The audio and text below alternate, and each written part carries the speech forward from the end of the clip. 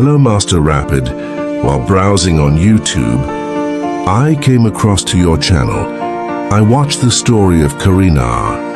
Titled Karina's Betrayal Echoes.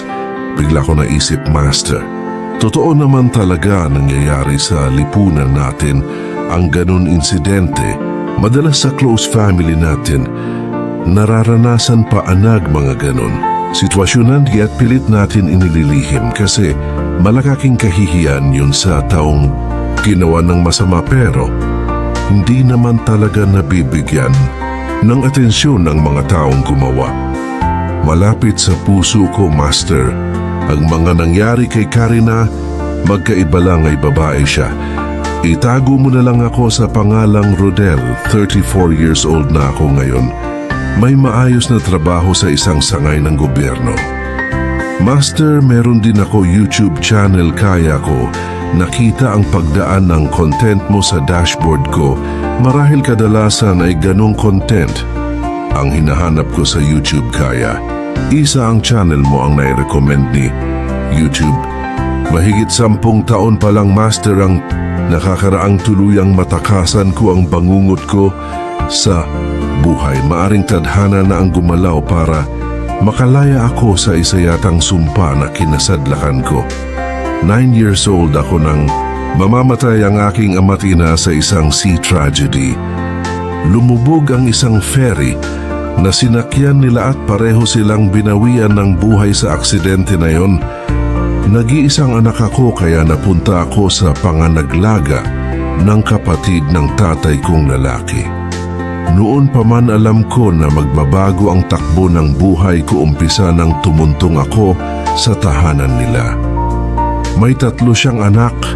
Mas matanda sa akin ang kanilang panganay na lalaki at halos kasing edad ko naman ang babing kapatid nito. Maliit pa ang bunsong kapatid nilang lalaki. Medyo nakakaluwag sila sa buhay, Master. Hindi gaya namin noon na madalas kinakapos kami sa halos lahat ng pang-araw-araw na gastusin. Dahil nangyari ang trahedya sa pamilya ko ay halos nasa kalagitnaan na ng school year. Hindi na kinaya na ihabol ako sa pag-transfer sa school. Wala akong choice kundi maghintay ng next school year. Natigil muna ako sa pag-aaral dahil nga sa ako'y lumipat ng lugar at napunta nga sa akong tiyuhin. Madalas wala sa bahay ang uncle ko. Naiiwan lang ako sa bahay kasama ang asawa ng uncle ko at bunsong anak nila. Malaki ang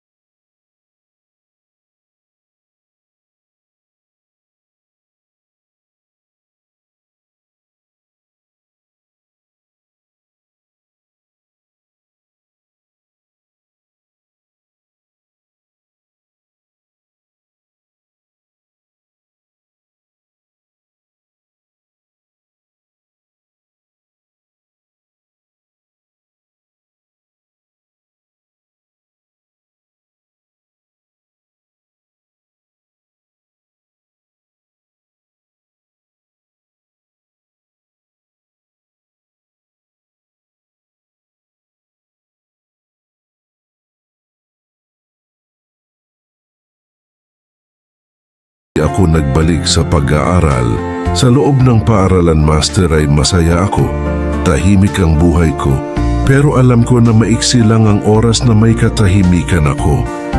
Madalas wala ang uncle ko sa bahay dahil sa lumalaki ang negosyo nilang buy and sell. Madalas ay nasa malayong lugar ito at halos 3 o 4 na araw bago umuwi.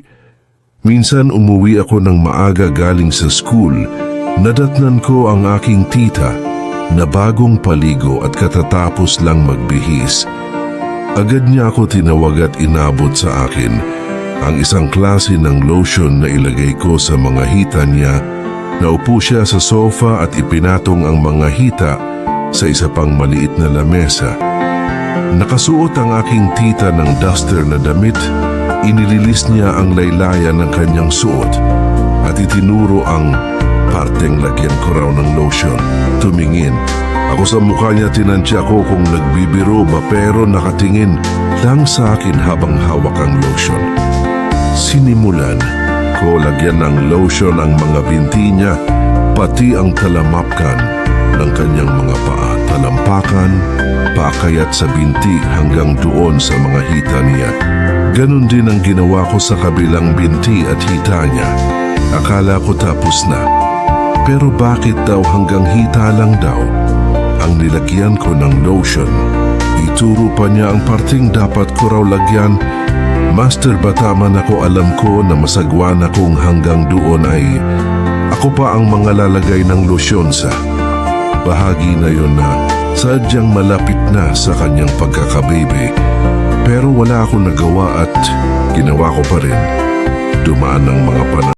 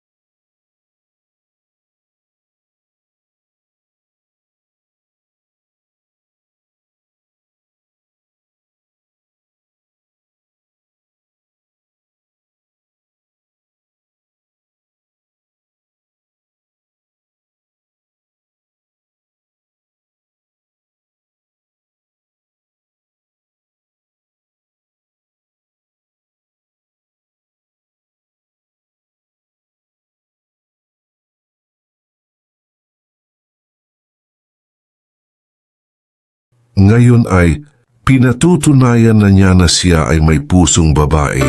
Pinagbantaan niya ako na kung hindi ako papayag, ipapaalam niya daw sa kanyang ama ang mga alam niya at siguradong magkakaroon ng malaking problema. Mistula akong kawalan ng pag-asa. Mga sariling kadugo ko ang siyang gumagawa sa akin ng mga ito. Lumipas ang mga araw na lagi akong tulala at laging wala mood. Ilan beses ako kinausap ng aking tita kung bakit ganun ang biglang pagbabago ng ugali ko. Hindi ko masabi na nandidiri na ako sa aking pagkatao. Nawa ako sa akin sarili pero alam ko na wala pa. Ako sa tamang lakas ng katawan at isipan at kakayahan upang tuluyang kontrahin ang mga ginagawa nila sa akin. Master, paulit-ulit nilang ginagawa sa akin yun ng aking tita at aking pinsan. Isang araw may dumating kaming bisita. Dumating ang nakakatandang kapatid ng tatay ko. Isang matandang babae nagnadatnan ko na kausap ng tita ko. Ipinakilala ako sa kanya ng tita ko. Habang nag-uusap sila ng aking tita, madalas ko naririnig sa tita ko na sakit daw ako ng ulo niya at lagi na lang daw niya ako pinagpapasensyahan.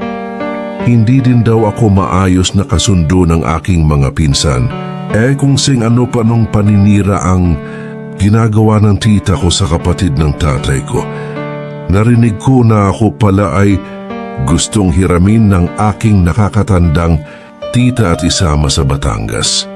Sakto at ilang araw na lamang ay magbabakasyon na sa school. Kung ano-anong paninira ang sinabi ng tita ko para lamang huwag na ituloy ng nakakatandang tita ko. Nahiramin ako sa kanila pero naging firm ang desisyon ng matandang babae at ako ay inutusan na mag-ayos at maghanda ng ilang damit upang sumama sa matandang babae. Sinulyapan ko ang tita ko, baka sa mukha niya ang pagkainis sa matandang babae ngunit wala siya magawa dahil mas may karapatan ang matandang babae. Nagmadali ako na mag-ayos ng mga gamit ko.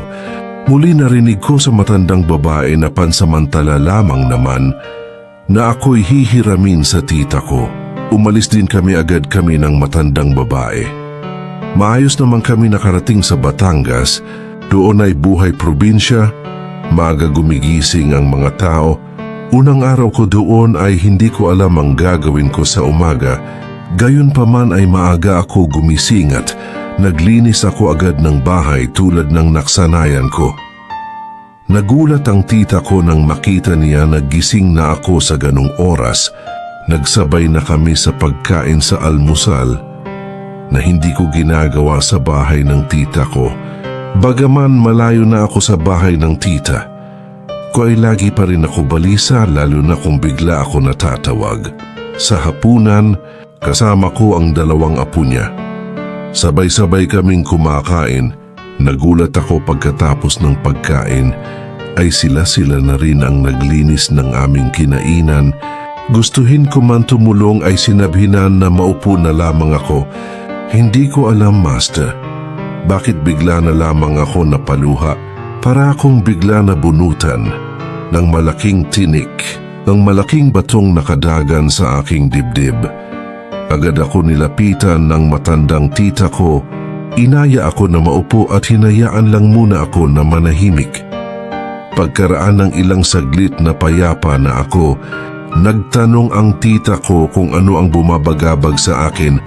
Hindi ko direktang maamin sa tita ko ang pinagdadaaman ko, pero sa paulit-ulit niyang tanong, ay pakonti-konti ko inilahad ang mga nangyari sa akin.